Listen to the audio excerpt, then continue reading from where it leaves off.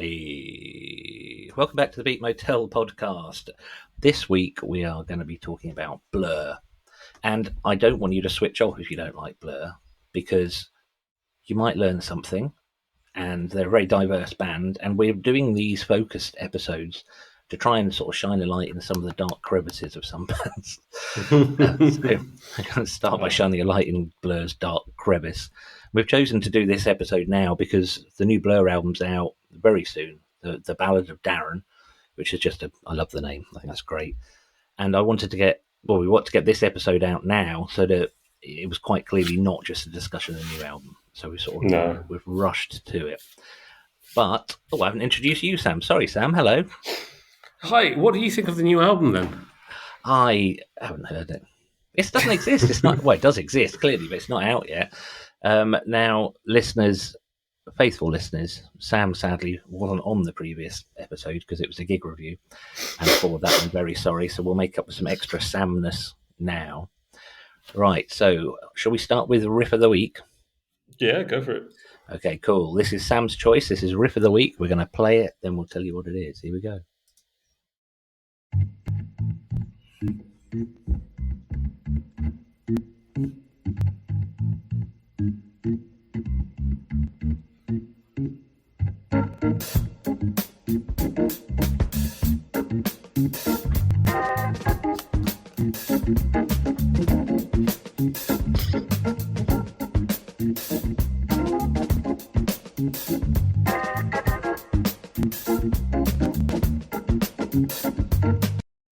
So, what was that, and what can you tell us about it? That was a cover that was Chameleon by Tony Lavorgna and St.Thomas and the St.Thomas Quartet. Now, that it's not their original song, it is actually a song by the great Herbie Hancock, but frankly, I've never really liked what I've heard of Herbie Hancock, and that riff is great. It's played great in Herbie Hancock's band as well. But I just find everything Herbie Hancock does is a bit too polite for my taste. Whereas I was listening to this. This is like a forgotten album. It was put out in America, but apparently it was recorded. These were recorded by a local jazz band as an advertisement to try to get them onto gigs around town. And there's 2 tracks on it that are fantastic, and this is one of them. And I just found myself sort of really going into it. I was playing it in this record shop I sometimes work in here in Helsinki, Degelios, and it was it took me by surprise because I was just going. It's got a stench to it, but in that stench like a good funk stench. It's got a good funk to it. It's filthy. That frankly, the Herbie Hancock one just doesn't have. They turn up the Parliament aspect of the riff to 10. It's brilliant. Dirty riff. So, like recording an album of that quality to get gigs, I mean, that's quite different to how we get gigs when we start bands in Ipswich. We normally get drunk and go to gigs and say, "Give us a gig." We will play. Just pester anyone you can for a gig. So yeah, okay, cool. That's a lovely riff of the week. So let's get on to the meat of our Bet Motel podcast sandwich this week, and that is Blur. Now, I'm really curious about Blur. I am going to clearly come across as a fanboy, which I'm fine with, but I've never been able to figure out what the public perception or the world perception of Blur is. And I'm going to explain how I discovered the band, and that might go some way to shedding some light on why I don't understand how popular they are. I discovered them when I was, 15 or 16. Missed She's So High coming out, but There's No Other Way was kind of a smash indie hit. It got to back when hits were, you could be in the 20s or 30s in the charts and it was still considered a hit. I can't remember how high it got, but we watched it and went, wow. Then we found out the band was playing here in Ipswich a few weeks later. So we went, wow. Me and my friends went to Ipswich Corn Exchange and watched Blur. And we saw them from the balcony. And it blew my tits off, quite frankly. What sort of size venue was that? How many? Corn Exchange is standing. Actually, I can actually look. I've played there since and I've seen loads of bands there, and it's an awful place. Well, it's pretty. It's pretty like a lot of corn exchanges in the UK. A lot of venues. There's Cambridge Corn Exchange. Oh, there's loads of them around the country that use as venues, and the sound's generally terrible because they're big stone buildings. I'm gonna have a look. I don't think it was sold out or anything. Corn Exchange. Come on, you can do it. How many seats in Ipswich Corn Exchange? There, yes, 850 standing and 176 in the balcony. So Mm. it's not tiny, but it's not huge. I can remember seeing their tour bus outside, and it was like a polished chrome, something that you'd see in 1950s America. It really didn't Mm. look like it didn't look like a band that was doing well. It looked like a band that had borrowed a bus off an uncle and just shoved their gear in. It was really strange thing. But they were phenomenal. They were doing this thing on the night where they were stopping and starting in the middle of tracks, like on a dime, as the Americans say. So they'd be in absolute full flow and they'd just stop just for a split second or maybe longer, and then all come back in at exactly the same time. It's something that Queens of the Stone Age made like a big part of their set for a really long time. And I just thought I'd never seen a band that tight. And because I was playing in bands at the time, I was absolutely, we were obsessed with how tight bands were. We'd go and see any old band play, and the first discussion on the way back would be how tight they were. And Blur just blew them out of the water. Absolutely phenomenal, and the energy was incredible. I saw them many times over the next two albums, and Damon Albarn was always climbing around in the rigging and jumping off speaker stacks. Just it was a bonkers thing, and they were such high energy shows. I saw them before they played Pop Scene, a warm up gig for when they played Pop Scene on the Word. But actually, I'll save that story for later. And then Parklife came out, and they were suddenly not our band anymore. They're everyone's band. And as a grown up, I go, hey, that's cool. The band's reached something. But when you're a teenager, that's basically the worst thing that can happen to any band you love, is that other people start liking them. It is such a stupid attitude, but I think it's one probably a lot of people identify with. And I sort of, after that, was still interested, but it got to Blur album. Is that the one with song two on? And I just drifted away. I started getting into sort of the skate punk thing and other things, and that's it. I sort of drifted away, and then suddenly they came back and they'd sold out Hyde Park, and I was a bit like, they've done what? And well, just in the last few weeks, they've sold out two nights at Wembley. They might have added a third actually. So they clearly are a big band, but as to whether it's nostalgia or they are still crucial and relevant, that's a discussion for maybe for later on. So there's my very long-winded introduction to Blur. Now, I was really surprised you liked Blur. I think I'd known you for many years before I discovered that you were interested in Blur. So tell me how you stumbled upon them. My brother, well, my oldest brother, who's about 13 years older than me, we were living in the countryside in Portugal with not much exposure to English music, and he was living in London, and he was actually, I think, very briefly working for a record company in the mid-90s. Oh wow, that's And a hell of a time to work for a record company. yeah, yeah, the amount of cocaine he must have taken. Um, and he bought, his two younger brothers, as a good nice older brother does. He bought us a load of the latest stuff coming out of England. And he sort of set it up as it was, and everybody else was setting up in the mainstream media at the time of like this. This was country life stuff. This was yeah, mid 90s, 1994, on the back of the whole Park Life thing.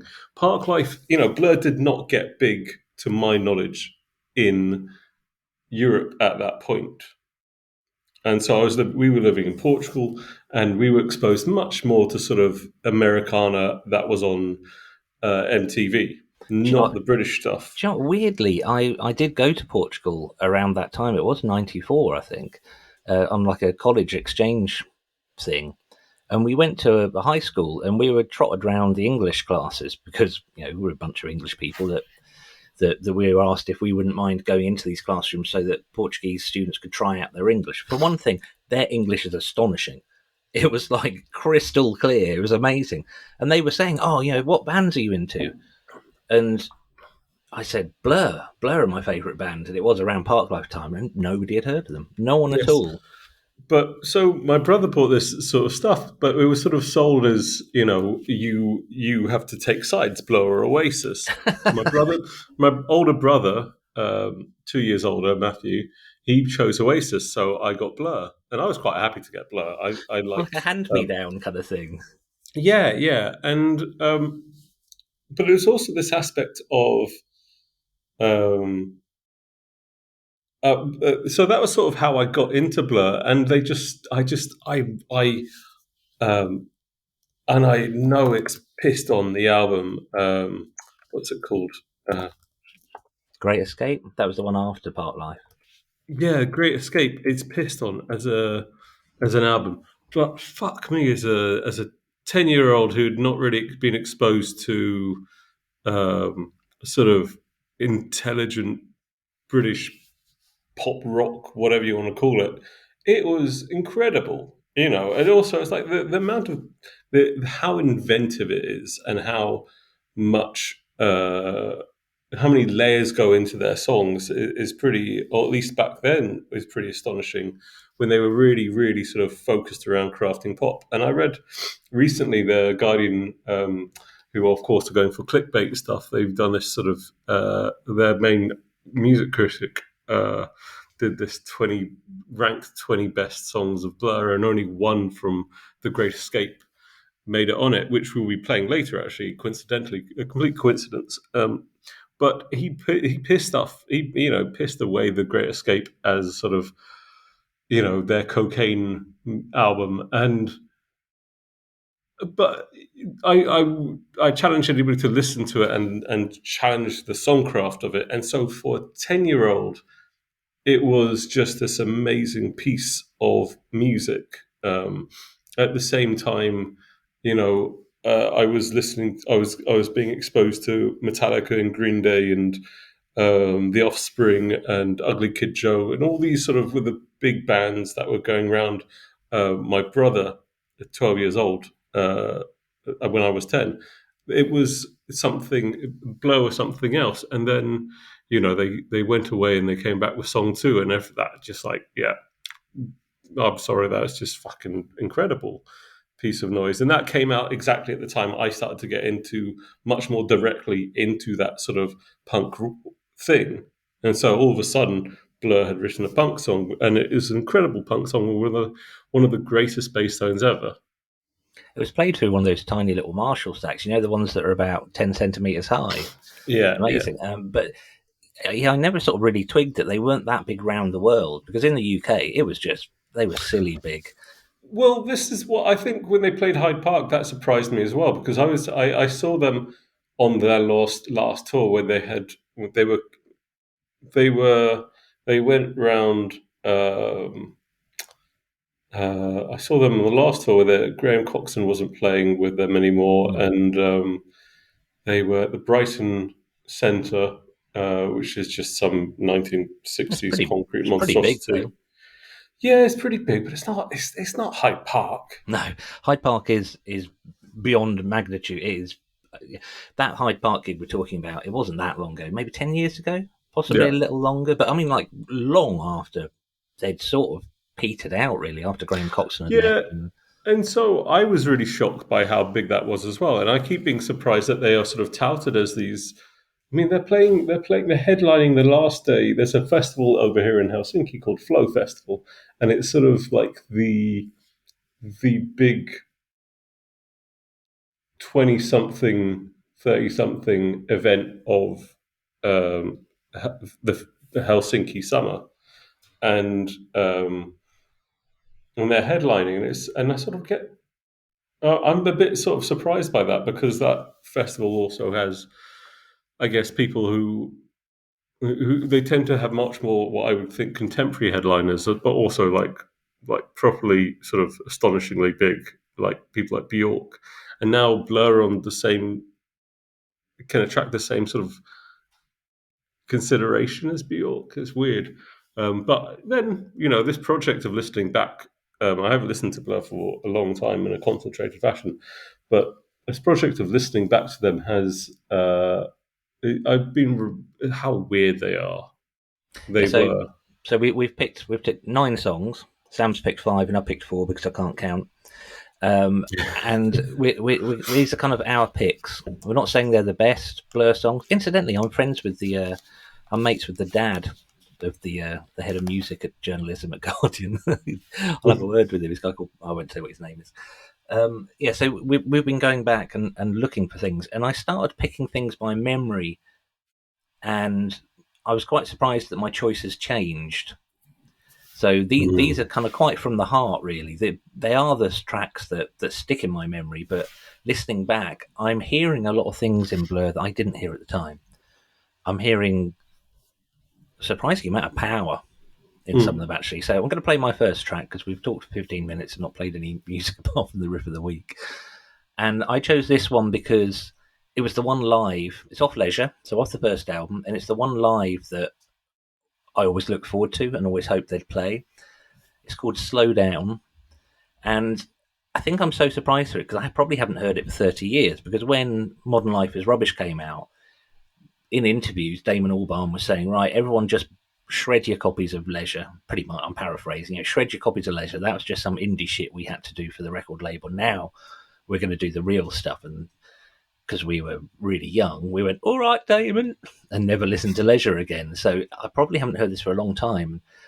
One of the things I've noticed going through the streaming service we use for this, which isn't Spotify, a lot of the Blur stuff appears to have been remastered, and that blows my mind a bit because it was never recorded poorly in the first place.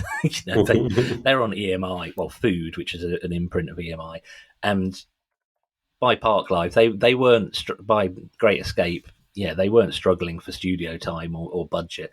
But anyway, here we go. This is Slow Down, and it's an excerpt from it's the middle 8 because I think it's great. Here we go.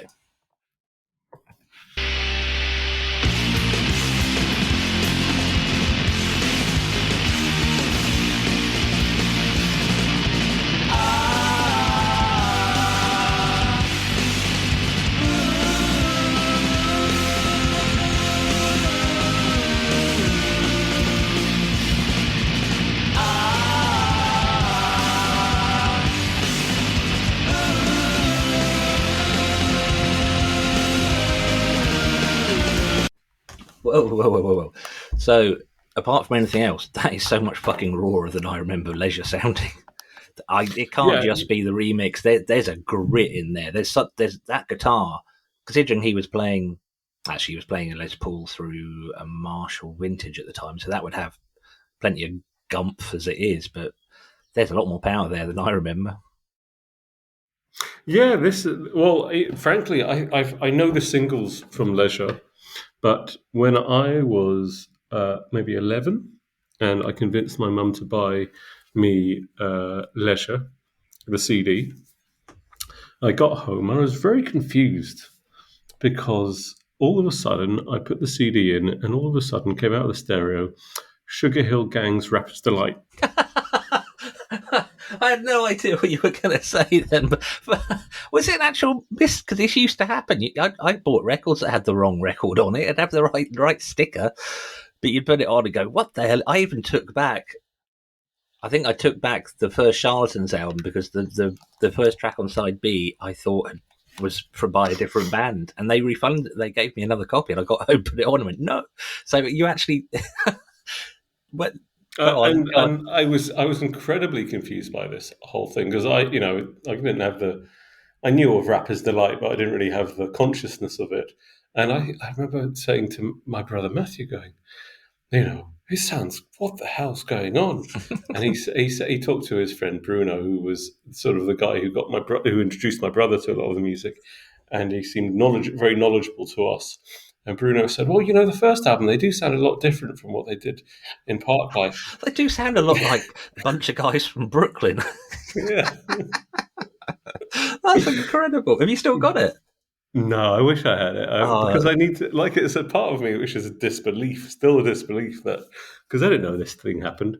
But no, that, again, is like, yeah, I'm going to have to talk about this quite a lot, but both you and I are bassists. Both you and I hate Alex James, but he's a genius.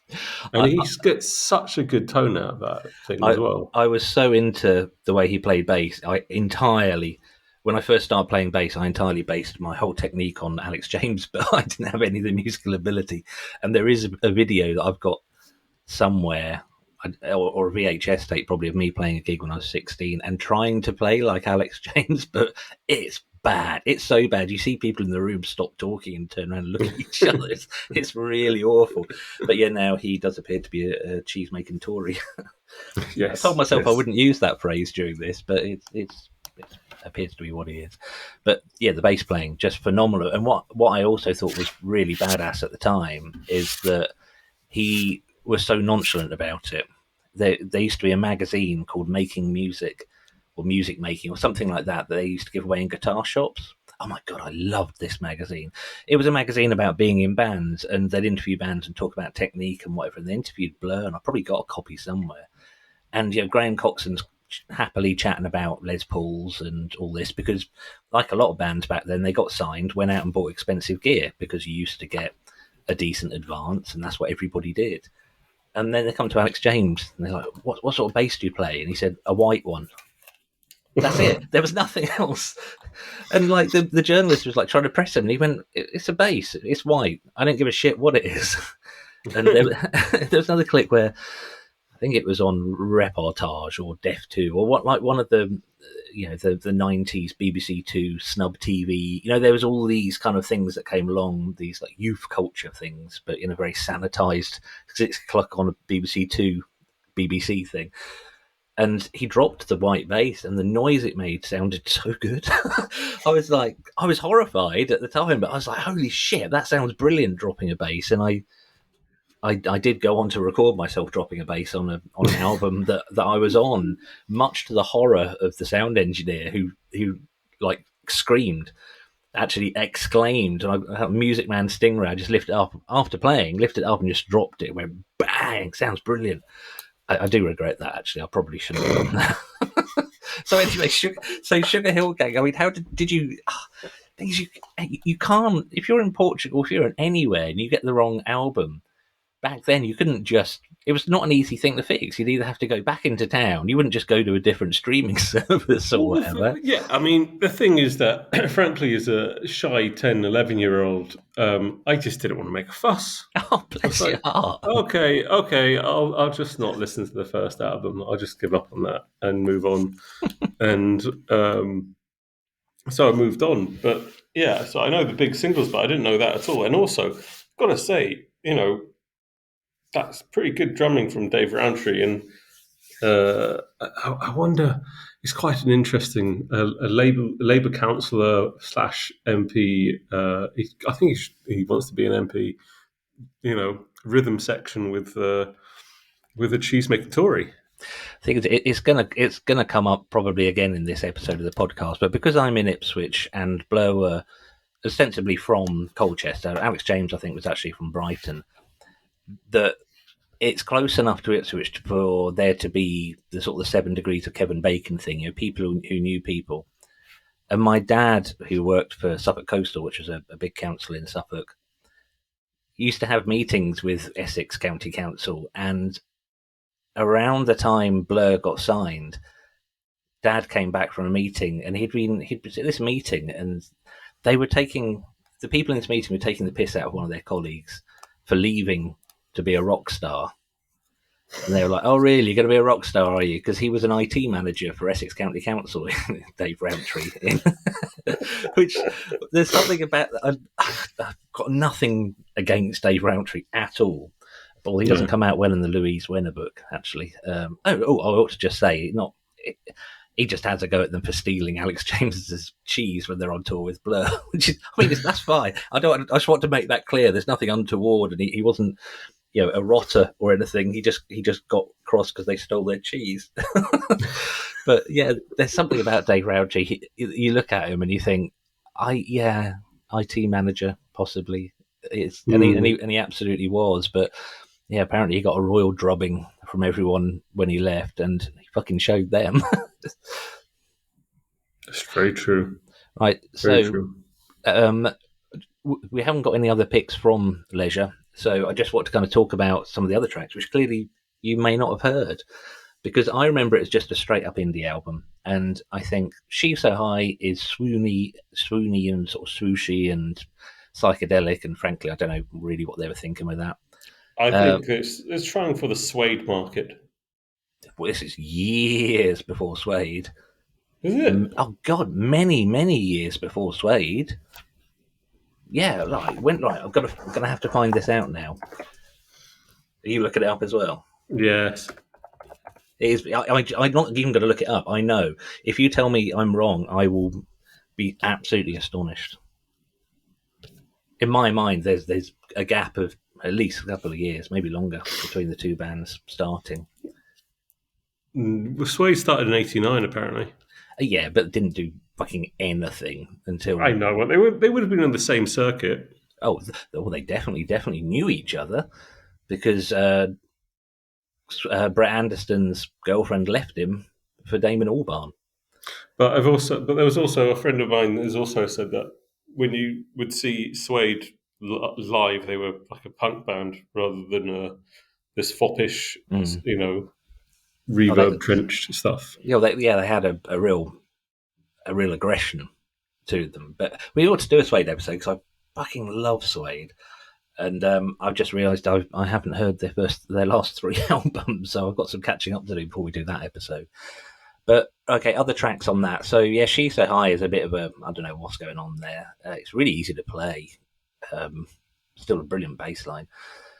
There's No Other Way, which is the Pink Floyd ripoff, but cracking.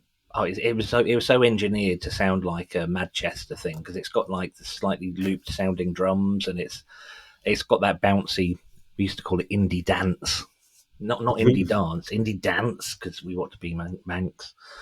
From there, it's got Bang, which I know the band hates, but it's all right. It's a bit of an also ran. It's a bit of a weak single, but other tracks on there's quite a lot of that sort of quite potent, punchy indie stuff, which is what I remember the band sounding like live. I don't remember them sounding all kind of swooshy and psychedelic. But there's also a couple of real weirdnesses on there. There's a song called Sing, which is just a piano ting ting ting ting ting ting ting ting ting, like really repetitive, almost kind of krautrock done on piano, and just ends with screaming feedback and stuff. And that was a real surprise to us when the album came out. And there's a song called Birthday, which is quite indicative of some of the more recent Graham Coxon solo stuff. It's very pared back and quite sad kind of song that sound kind of resurfaced. But Blur, I think I'm going to revisit Leisure because it was such a great thing and they were such a great live band. Hang on, I'm watching my daughter take stuff out of the pantry behind me. What have you got? What's she doing? What is it? Oh, she's got brownies, but to be fair, she made them. So, yep, have at it. Right, so let's go on to your first pick. My God, 28 minutes in, and we're only on the second pick. Okay, so do you want to announce this, or shall I? You don't know what I'm going to play, actually, so I'll announce it. It's a Clover over Dover from the 31-second mark, if I've done it right. Here we go.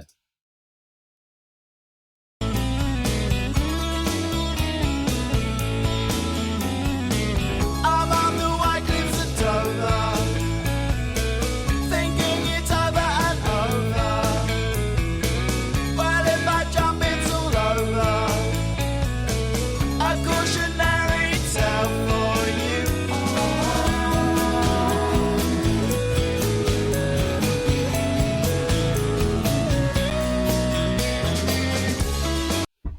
Oh, God, Jim, I told you I was going to be a gushing fanboy, but Graham Coxon's guitar playing, Oh yeah, yeah. just anything he does, I don't think there's any guitarist quite like him.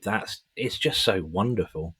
Well, I mean, I just that's what I said. I mean, listening back to them is just like there is an orchestration to the music which I don't think I'll be blunt. I don't think the pure songs are as good as Queen songs, but there's certainly a inventiveness and sort of attention to detail that does go in that direction, and sort of in the Queen direction of we're making these very garish pop songs in some cases, not this case, I don't think, but we're making these quite garish pieces of music in some cases, but we're going to just layer and put loads of detail in them. And what hit me about listening back to them is sort of the conscious choices they make about how to play particular things.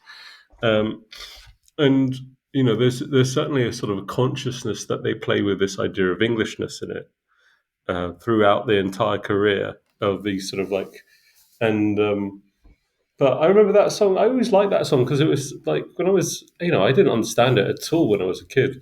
I'm not sure I understand it My now. mum heard me play it and she said, that's about suicide. Is it? Well, yeah, listen to the lyrics. Dover, White Cliffs of Dover is a suicide hotspot. And what's it? Over Dover. The lyrics. I'm on the White Cliffs of Dover, thinking it over and over, but if I jump, it's all over. A cautionary tale for you. I didn't. I am 40, however old I am. I'd have to calculate it. I'm not sure. And I had absolutely no idea. But it's interesting because there was this theme of sadness, I think, even on The Great Escape, which is it's easier to see with hindsight, I think. Yeah, but I always loved that song. It was like it was so far from everything they did in my mind, and they had sort of done it. It just sort of it hits me that one of the things that they always had on these, particularly these sort of Modern Life is Rubbish and Park Life, and is that they change stylistics so drastically from song to song. Certainly they had this Blur sound, but you didn't really know where they were going to go with these elements of it. And we'll get back to that. Let's play another track, but we'll get back to that sort of like stylistic playfulness they have. Just a touch on the idea of Britishness. They were quite controversial when, I can't remember if it's when Modern Life is Rubbish came out or Park Life, but they suddenly went all boot boy. Yeah, and which meant that we had to go out and buy Oxblood DMs and and all that stuff. They were steely, so didn't wear the flat toe ones. And there was a picture of them kind of dressed as skinheads, and Damon Albarn's holding he's got like a Rottweiler or something on a leash, and it says British Image #1 or something behind him. Mm-hmm. Which at the time people were going, "Oh my god, they're just like racist thugs," and I was like, "What the fuck? How did you get that?" From that, what they were actually channeling, I think, was a cross between kind of the two-tone thing and Morrissey, in retrospect. I mean, not modern Morrissey, because he can just fuck himself into a cocked hat, but ye olde Morrissey, wistful Britishness.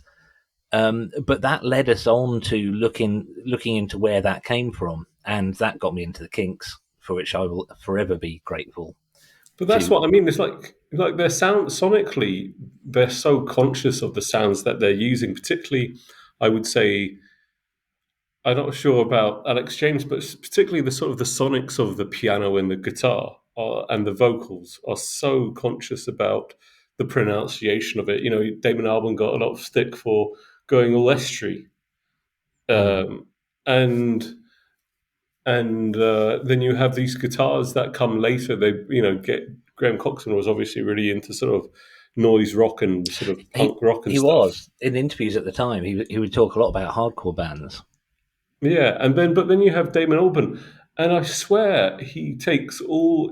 I believe he was the main piano player in the first few albums.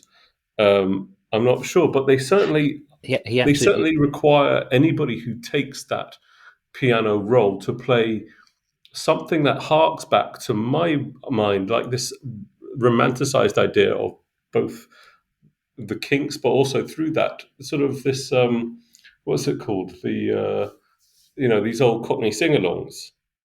There's always a stylistic choice that we're going to play piano, we're going to skew the blues. And we're not, and the guitar is going to embrace the blues, but the piano is going to embrace the musical. Yeah, very much so, because it's difficult to. I had to remind myself the first album, possibly the second, we didn't even know Damon Albarn could play the piano. He's a trained concert pianist. And Graham Coxon's got grades in saxophone, and his dad, I think, played the trumpet or the saxophone in the military. So they're the two musical ones. So I've got a cough. They're the two musical ones of the band, actually classically trained. But it came out more and more because Damon would start playing keyboards on stage. No, he's very much a very accomplished piano player. I mentioned the Louise Wenner book earlier. There's quite a nice bit in it where she said that when they were touring with Blur, when Damon got really drunk, he'd just find a piano somewhere and sort of spend all the evening basically doing the Cockney knees up stuff, which I think is kind of cool. Sam and I have got a couple of friends who go around pubs in Ipswich doing sing-along Cockney knees ups to Bon Jovi and stuff like that, with all the lyrics written on a bed sheet, which is what they're called. We ought to give them a plug, really. Oh, they don't really have a name. But if anybody wants them for their wedding party, let us know and we'll get you in touch. Yeah, we've seen them at a wedding. Your wedding, Sam, and it was my amazing. wedding. Yeah. Before we move on, you talked about the layering of the sounds. There's an amazing video which I'll link to in the show notes with Graham Coxon made 2 years ago. It's on a channel called Produce Like a Pro, where this guy breaks down how songs are recorded. And it's basically him and Graham Coxon is sat in a studio with the stems for the tracks, and Graham's got a guitar and he's showing you what he played, what he can remember that he played. There's quite a lot of bits where it's like, I don't know what I was doing there, but I'll link to it. I won't dwell on it here, but I'll link to it in the show notes, because it's, if you're a production geek or you just want to know about that kind of stuff, it's such a joy to see that.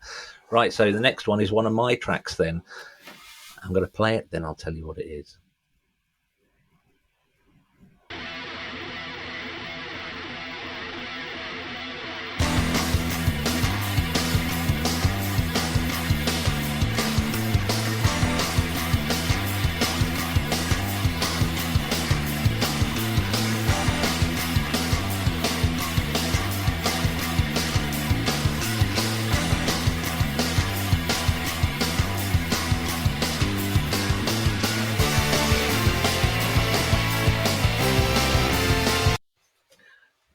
Bass playing, it's looking back on that now, that you can see the noise influence. You can see Graham, that's Pop Scene, and it came out as a separate single between, it was After Leisure, I think After Leisure before Modern Life is Rubbish, and I saw them play it at a venue called the Waterfront in Norwich, which is a tiny little venue with a low ceiling, the night before they played it live on the Word, and sweat was pouring off the ceiling.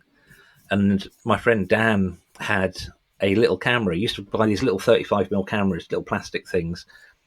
And we took so many brilliant pictures at the front of the mosh, right in the crowd, because you could lean over with the camera and it was so small, you could take the picture of the back of Graham Coxon's head. It was there.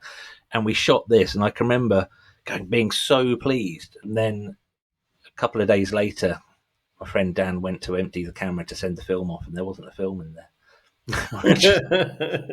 which was so gutting, so nauseous pit of the stomach, kind of, oh shit, because they would have been such good pictures on a shitty little camera. But yeah, the noise on that, Graham Coxon is just making noise. It's just, that's what it is. And then that fantastic bass line, another fantastic bass line by the Tory Cheesemaker. There you go. The horns really irked me at the time, but now I think they work really well. It was only because we were used to hearing it live without any horns, so that just seemed really odd at the time. Right, so you got anything to say on that, or should we skip along? No, I've never. Yeah, again, you're like, I never revisited that stuff because I didn't know about it at the time. But I think there's something that annoys me about someone like Alex James sort of writing off his own. It's just a white bass. It's like, well, I don't know. He's such a that's triggered you, hasn't it? Yeah, he's such an annoying personality because he obviously is such a practiced, brilliant musician, and yet he's too much of a poser to to sort of own up to his geekiness about it. And well, just it brings here's an episode that we should do. Musicians we don't like, but we love their music. Oh, bloody hell. And is it okay to like music by people that you don't like? I'm going to start off by saying if it's Burzum, no, you can fuck off. Yeah. There's limits, I would say. There's limits. Dear, I have got friends who like Burzum, and I just try not to talk about it. Yeah, that's a cool idea. I'm going to make a note of that. But I just want to chunk that in there because that was so exciting. And it was back when bands used to just chuck out a 12-inch that had a single and 3 B-sides on it that wasn't related to an album and wasn't part of a big campaign. It was just, here's a thing. I don't think that probably does happen now. Probably happens more because there are bands who now don't make albums, isn't there? They just put out songs to try and match what the algorithm wants on Spotify. And I'm staunchly against that. No, I'm not. I do it myself. I release them. Anyway, shut up, Andrew. I'm just going off on that. Was just the sound of my mind kind of spiraling down the plug hole there. Right, so next track. This is Dan Abnormal, Sam's choice.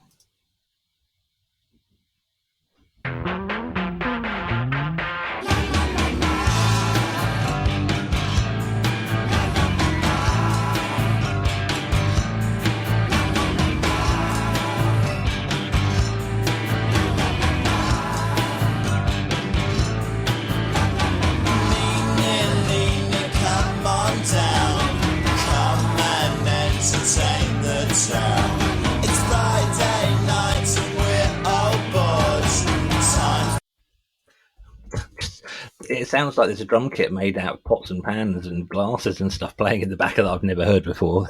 Absolutely great. So That's that was one of the nice. Yeah, sorry, go on. No, carry on. I was just going to say, I think is it from The Great Escape, that one? It is from The Great Escape. This is part one of my 2-part defense of The Great Escape. Yeah, it's just a great song, and it's one that's buried at the back of the album again. But one of the nice things about Blur is that you don't get this idea that they half-assed, they made these singles and then the rest of the album they just sort of filled in. The amount of production that put together into that rhythm section in itself is sort of interesting. And then you have just this sort of really weird,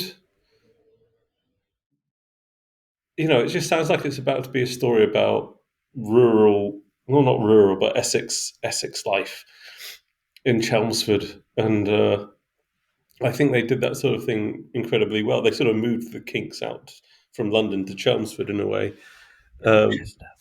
Colchester, is that a real difference? And no, do you know what? They're both military towns. They're both in Essex. They both start with C and then O. Afflucants. And Sam's views do not represent those of the Bet Motel. You're right. Views do not represent those of the views of Sam. I saw Blur play at Colchester University Modern Life is Rubbish tour, supported by... Are you sure it wasn't Chelmsford? No, definitely Colchester. And they had a song called Colin Zeal. And he said, Colin Zeal lives in Colchester. So many of these songs are about people who live here. And we were like, yeah. Then we saw Damon throwing up backstage. They were supported by Salad. And Salad were just another...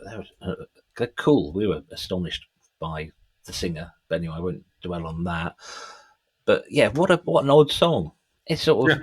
It bounces around. And that's what that's what made actually listening to Blur albums, even if people sort of didn't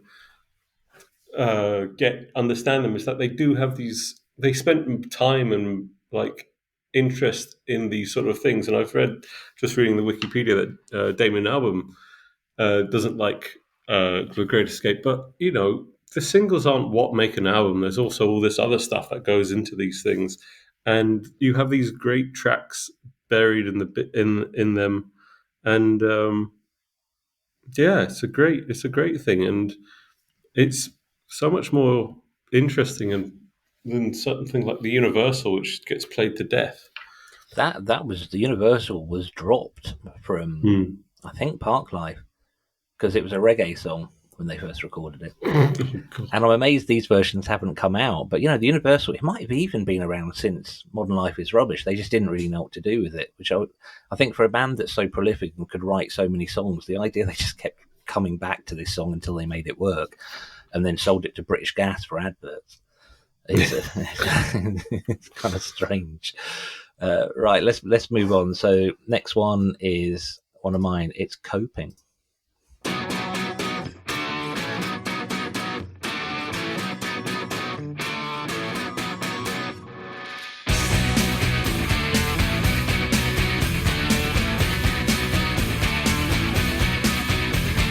Crime or lethal, what am I? Tongue-tied till the day I die. There's no love made with mermaids, it's just distraction, so they say. And I'm too tired to care about it. Can't you see this in my face, when I feel this strange? Can I go through this again? That I chose that is off Modern Life is Rubbish. I chose that because the lyrical performance, the vocal performance on that, it's almost got a hip hop type flow to it. And some of the choice of words are a bit nonsensical, but the way they bounce and gel into each other, I think Damon Albarn is a fantastic lyricist. There's one bit, there's no love lane with mermaids, and no love lane with mermaids. I mean, if I say it doesn't make any sense to me, but the flow of it in that track is just wonderful, and just the stabbiness of the music, the aggression in it. And Blur gigs, up until Parklife, Blur gigs were rough. They were rough places to go. We used to come out black and blue, and they really were so much more aggressive as a mosh pit, and everyone was nice, and if you fell over you get picked up. And then Parklife came out, and suddenly it was the front 4 rows were screaming prepubescent girls, which was just, that's when I started to drift away from seeing them live. But that's a punchy track that just bangs and bangs and bangs. And at the same time as Modern Life is Rubbish came out, they released a VHS video called Star Shaped, which was a tour film that I really want to rewatch because it was made before they were famous. They had a hit with There's No Other Way, but Modern Life is Rubbish, let's not forget, did not sell. It was not a popular album at all. It is a weird album. Good summary. It is I strange. can't think of much more to say about it. It's got great songs on it, and I love it. But it's like an album without any singles, really. Well, that but was then there's loads of. But they always spend, and one of the things that hit me, the song you played just now, is one of the things is they always spend so much. They have that, they obviously, like, every song has to have a chorus. Every song has to have a chorus. Every song has to be have a hook to it, which is more than you can say about a lot of bands. And it's not just, it's both musical hooks and also lyrical hooks that they seem to really hone in on. There's something terrifying that I noticed when I was preparing the audio for this episode. For licensing reasons, as we understand it, we can't use more than 30 seconds of any track. And for the tracks where we didn't decide on specific timestamps to take a clip from, I just started at the beginning. And every single song I did that for, the chorus starts at exactly the 30-second mark. Which I was quite surprised by, because I didn't think this is a known thing in major label bands usually. I've read about bands that got signed, and one of the conditions of the contract is that there's a chorus within the first 30 seconds. Fucking Blur did the same. But I've talked about it before on this, I think, very early on. But this whole idea of like the 12-second rule, the 6-second rule, you must have something that. This is I'm not sure, but I've read about this, but I don't know how real it is, so to speak. Air quotes on a podcast, really useful, Sam. but this whole idea that you have to have something that grabs the audience in the first sort of like ear of it, and Blur certainly do that. I think like Blur do that with almost every song. There's loads of what are called ear candy in Blur, and there Yeah. still is, even with later stuff. And part of the reason I chose Coping from the beginning is that it's got that. I don't think it's reverse, but it's like a spring reverb or a plate reverb, just perfectly kind of leads up to the song actually kind of starting properly, and puts that tiny amount of space in that it's just masterful production. Stephen Street was the producer of, I think, almost every Blur album apart from one that was done by Fatboy Slim bloke. I can't remember his name, Norman Cook.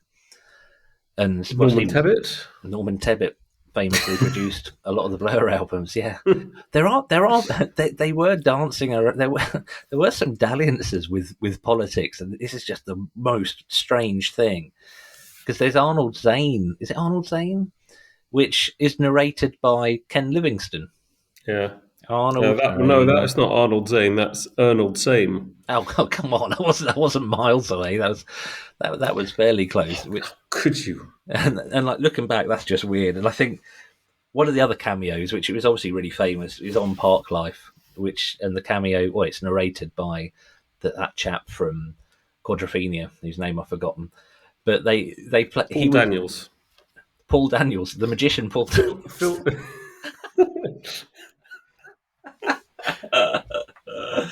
Daniels. And he used to show up at big Blur gigs sometimes to do his part, and he was always absolutely bollocks. There's a brilliant clip of him at Glastonbury Festival somewhere with Blur headlining him trying to do it, but he's like clearly very happy drunk, and he's just literally just rolling around the place. Absolutely great. Okay, so that's Coping. Let's now go for your next choice, which is Death at a Party. Here we go. Oh, sorry, Death of a Party. Death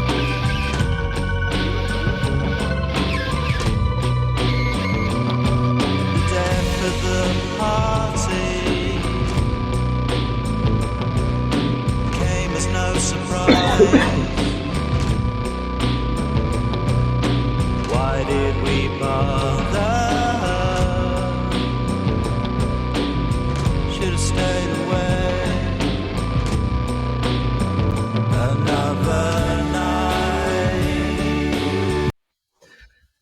I had to get a bit of that chorus in. Because of the 30-second rule and how I now know they construct their songs, we're in danger of not having any choruses. But God, what joy to hear that on headphones. Again, there's what sounds like a detuned gruff guitar quite low in the mix there that I've never heard before. What was your reason for choosing Death of a Party?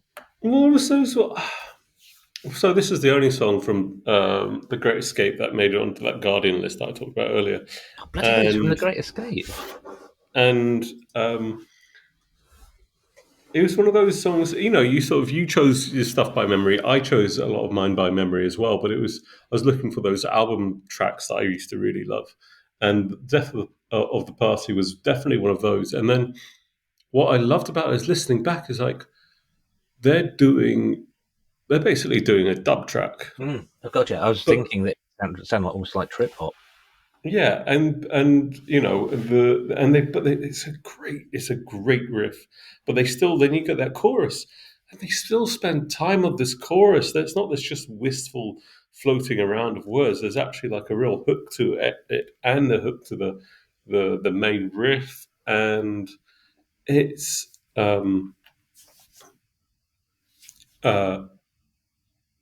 it's just that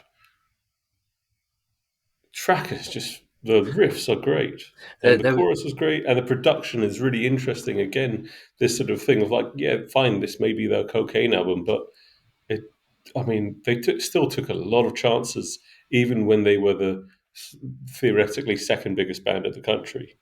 Second biggest to Oasis. I was never really sure. Sorry about coughing. It was before this period, but after Modern Life is Rubbish, Damon Albran went on this weird anti-safe music kind of crusade. A lot of the interviews in the papers and in the music magazines were him complaining about really strange things like, why don't pop bands use 3/4? Why is everything always in a major key? And that track, Death of a Party, it sounds like it's in a minor key to me. It's kind of an unsettling type thing. It sounds like you're making balloon animals there. What are you doing? Oh, sorry. That's really squeaky. I'm making balloon animals. Now, yeah. Oh, yes. Look at that. Is it a penis? It's a sausage dog. It was only going to be a matter of time before the word penis came up on our podcast.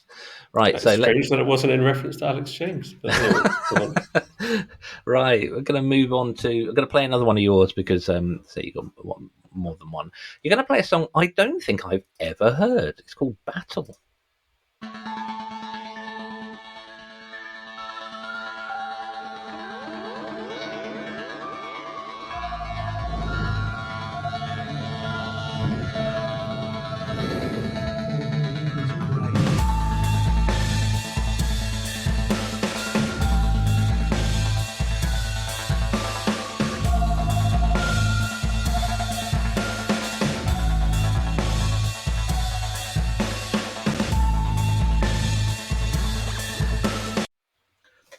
Well, that's just fucking great. That's awesome.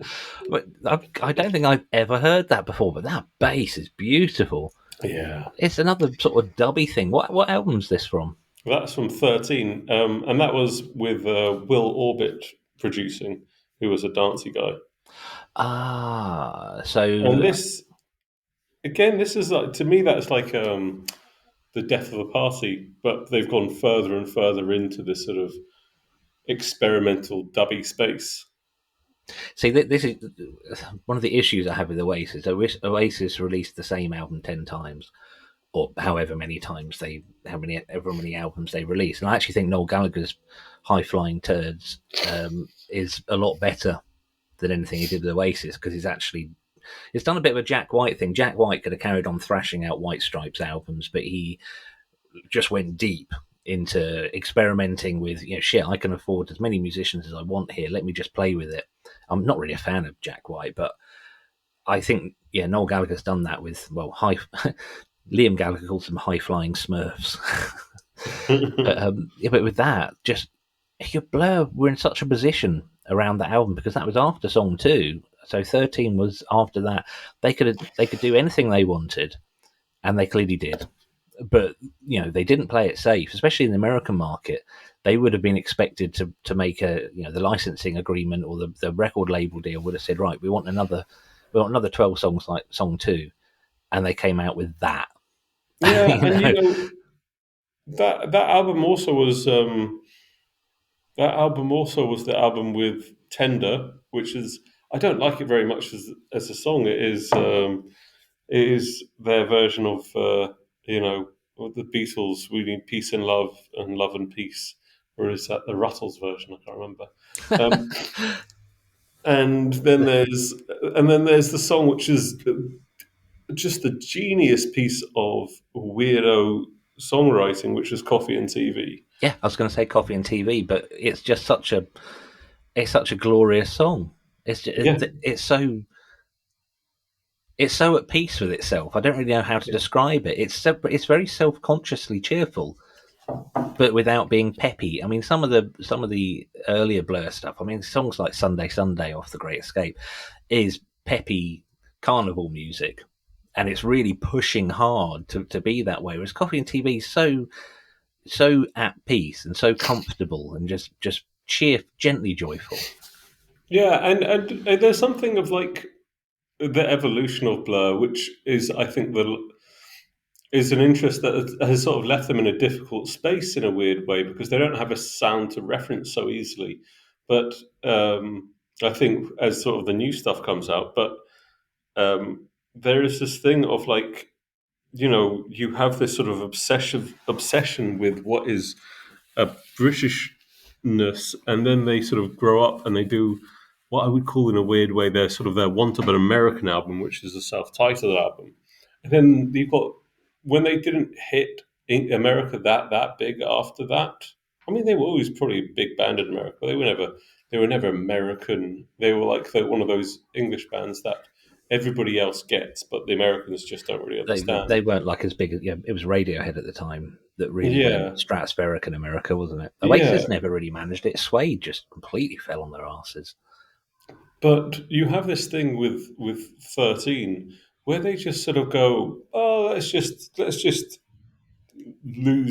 try and lose sort of stylistic reference points. We don't want to be so consciously British or so consciously American. I can hear that, especially with that track, because there is a phenomenal amount of diversity in all the Blur albums, but it is still bouncy, mid-range bass lines. Because they're not super bassy. You know what I mean? They're not thunderous. They're very melodious. The trebly attack style guitar and it's a good drum, but that track Battle just doesn't. I wouldn't have known that was Blur if I was just played that little bit. I wouldn't have known, apart from the bit that turns into sort of a bit of a chorus. I wouldn't have been completely surprised. And we've talked about this repeatedly on this podcast, that bands that evolve are always our favourite kind of bands. And this band evolves, and it's interesting you talk about them taking a risk, because my next choice is Beetlebum. And this was the track that really caught my attention after the sonic saturation and complexity of, I'd say more so The Great Escape than Parklife, just to bring it right back down to a 2-note riff. Dun, dun, dun, dun, dun, dun, dun, dun. I was quite shocked to find out it's about heroin, but let's play the song. Now what you done, Beetlebum, get nothing done. You Beetlebum, just get numb. Now what you done, Beetlebum. And when she lets me slip away, she tells me I'm in all my life. Right, when the Voyager probe was sent out across the galaxy, or across the solar system, they made an engraving to show what man looks like and to explain some aspects of humanity should another intelligence find the probe. They should have included this as a reference to how to write a fucking chorus and how to go from a verse to a chorus. That is the most perfect progression from verse to chorus, I think, possibly. Yeah, I'm in a fanboy mode here, but possibly in well, let's just say the whole of the Blur songs. It's Go on. No, it lifts. It just soars. It catches the attention. It changes the texture of the song. It makes sense in connection to the verse that comes before it. It's memorable. I like it. I do, Sam. I like it a lot. They also do this thing which, like they have this whole lo-fi sound at this point, but actually the attention to detail you can hear in that sort of build up to the chorus, the attention to detail to production again is like second to none. And it is this sort of, we have this really lo-fi, sounds almost like you could just cut and repeat that guitar you don't have to play it, you just cut and repeat the sound wave. And then there's a sort of like sonic production where you can actively hear the sort of the knobs moving and changing on the sound desk to sort of this glorious sort of bright pop production away from the lo-fi. And it is this thing that I think, it's like listening back to Blur, like it is this pop with all this sort of phenomenal amount of detail, in it that I think passed me by when I first listened to all their stuff, just as sort of a teenage fan and a kid. Do you And know? now I sort of understand, like, oh God, the attention to detail they had in all aspects of that music making is pretty astonishing. It's just occurred to me that when I was getting into Blur, or just getting into music as a whole, because I was a teenager, I probably listened to a lot of my music on headphones rather than through speakers. I had a ancient separates thing. I think it was the brand was Tandy, I think, or Realistic, so it wasn't great, but so a lot of music we listened to on headphones, and out of all the bands I listened to at that age, Blur had the best production. I loved bands like Stone Roses, I loved bands like Charlatans, a lot of that kind of thing. But Blur are the only band I was aware of at the time that had all these little parts that you could only discover if you listened to on headphones. And I just thought, I wonder if that's why I loved them so much. They just gave me more. Yeah, and I think bands that do that, bands that have that attention to both production, but also I would say, and I'll reference Queen again, but production, but also orchestration of, and it doesn't need to be orchestration with a whole orchestra. I mean, just the interaction between the bass and the guitar and the drums and so on and so forth, and the vocals and the backing vocals. They have so much attention to that, and it rewards repeated listening. And as much as it's that thing of like, as much as I absolutely adore the Ramones, you know what's happening. Whereas, and it happens so often. It's like you need details to make repeated listening, rewarding. I think, and they have it in spades. Actually, It's something that I've taken into my own production of most of the things I've ever recorded.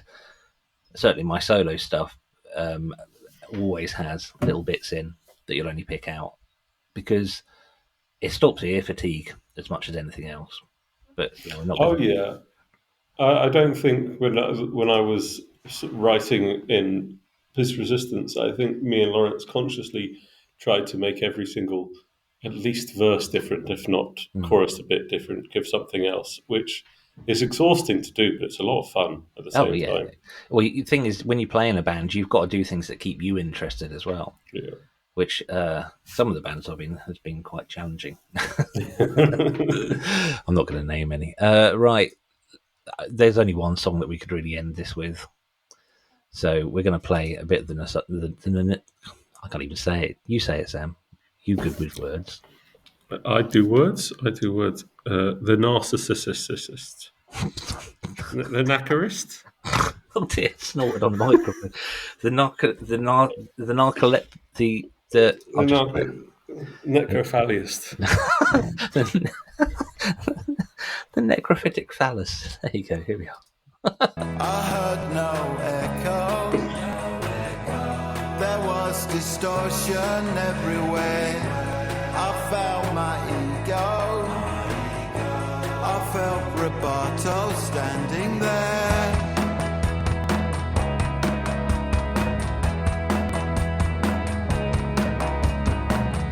Found my transcendence. It played in mono painted blue. Just I asked at the beginning, are Blur still relevant, or are they doing well through purely nostalgia? And I think they are absolutely not a nostalgia call. There will be people who go to the gigs because they remember having a brilliant summer in '95 when such and such album came out. But the Narcissist, I knew I was going to like it because I didn't like it the first time I heard it, which might sound like a strange thing, but I think if something's a grower and I don't immediately get it, it tends to be something that will stick with me for longer than something that I just immediately, kind of get onto.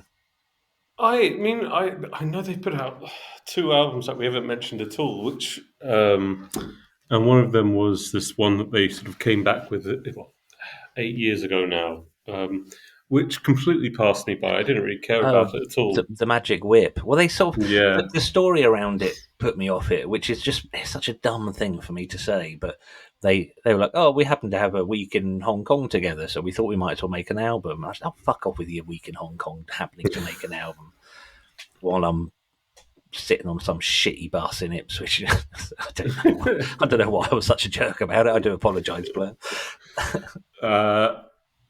You could. I mean, that was when your kid was a toddler, so you've been sat around a lot of buses at that point. I think you used to entertain her. Well, you get your child on a bus, and they're held in place. They can't go anywhere. Oh, well, you say that, but they also like hitting the stop button thing. Oh man, really? Yeah. Oh, my friend's kid on the train the other day apparently hit the emergency fire warning. No. In Gatwick. Do you know what? Oh my god! When you're a parent, there's always somebody who's had a worse experience. One of Emma's cousins was in a bookshop when their son was about 3 or 4, and he was looking at books, and he turned around. His son had just pulled his pants down, was shitting on the floor. Which is just like, wow, that's not happened to me. But anyway, god damn. No, well, going back to the narcissist, I think it sounds like to me that they were. I'm still not sure about it, but it sounds so much more like a cohesive band, and I like Damon Albarn isn't just moaning into the microphone, which he seemed to do in the last the magical whip or whatever it's called, and all he does on all his solo projects where he's just doing a lazy Terry Hall, and oh god, I have never made that connection before. You are so fucking spot on. Oh, it's just his Terry Hall impression annoys me. It's not that it's bad. It's just his Terry Thomas impression. It's not, but it's nice to hear him actually sort of pronounce some words in the song, and it just sounds like they're a bit more. I'm interested in I'll listen to the album. I'm interested in the album. I'm not believing the hype at the moment. I don't think they're a pure nostalgia band. I just don't believe that the fans are not the fans, the ticket buyers are on the same level as playing field as that sort of thing. And I think that happens to a lot of bands, that you get these people who are still creatively interesting, but the fans or the ticket buyers, are they the same thing? Question mark. Don't really want to know that these people still have a creative identity within that setting. For instance, and we can talk about this in another place, but bands that still do, I have to say, I hold my hat up to Metallica. They're still doing. They're the biggest metal band in the world, and they do really strange things. And Blur, and this is the problem with these bands that go away for a while and then come back, is that they are held to account for that nostalgia. And I've seen other bands sort of play with it in interesting ways. Primus, who came back a few years ago, they used to do whole evenings, an evening with Primus. And Sparks have done the same sort of thing. Sparks will play you a greatest hit set, and then they'll play the new album. And what I loved about Sparks is that they played the new album as the first thing, and then the greatest hit set. You will sit through this. You will sit through this. You. Well, it is like we're not just and Sparks. To be fair, Sparks. I don't think Sparks, until recently, maybe they don't have the fan base to. Their fan base has grown with them, who accept them for their eccentricity because they've been so consistent about it. And they never really, they had one incredibly big hit or a few hits back in the 70s and 80s, but they've just been like a musician's band. But, these bigger bands, these bands that have had these sort of chart-topping experiences, they don't get to play that thing. They have these people who just want them to play, the first 3 albums sort of thing. Yeah, it's challenging. I mean, I feel like I grew out of Blur to a large extent, but having revisited them for this podcast, I can only apologise to Blur because it's still good. This is purely personal. And this isn't meant to be a too subjective as a podcast. Well, yeah, it is. But I get a bit funny about listening back to things I was really, really, really into, because I always want to know what's next. And I love hearing things that I've spent a lot of time with, but I'm more excited about finding something new. And I think a lot of music fans that I know, and certainly musicians, are a similar way. So it sometimes Yeah. feels a bit weird just to keep listening to old stuff. But then bands like Blur still doing good music that's still progressing, it's still interesting, then that makes my little bullshit reasons completely null and void, really. Well, what you know, the thing about music is there's always something you missed, and what hits me in doing a thing like this is that there's always stuff you missed about things that you were yourself really into. I'm going to go away from this podcast and I'm going to listen Blur start to finish. Well, as much as I can on streaming services, not Spotify, because bands like Blur were from the golden age where every album had 3 singles, every single had 2 editions, each edition had 3 B-sides. So for each album, you've got potentially sums worth 24 extra tracks. So I'm going to listen to the albums, but actually there was some weird Blur B-sides. They did, I can't remember what single it was, but the B-side, they did the wassailing song. Wassail all over. They started doing like Somerset cider making folk ballads. Well, this is the thing that hit me with the Cockney stuff was that when I was looking through, there's a extended version of Modern Life is Rubbish on the streaming services, and the end of it all just ends with them doing covers of Cockney songs. Yeah. Even at the It's time, like, we were like, what oh, the okay. fuck is this? All of a sudden, all these things make sense to your head, and you just go, oh, okay. Yes, they Yeah. were really consciously referencing this whole sort of stuff. Mockney, everyone called him at the time. Yes, and I think Mockney. it was fair. It was fair. Right, Sam, we're massively overrun, so it's probably about time we buggered off and did something else. We've got loads of Yes. really good ideas for podcast episodes, but we want to hear from you. We want input here. So you can now go to beatmotel.co.uk and it will take you to the special place on the internet where our episodes live, and there's an email address there, which is beatmotel@lawsy.com. So get in touch, please. I'm going to burp.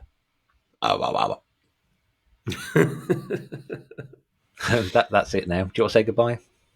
Goodbye. Until next time, thank you for listening to Beat Motel.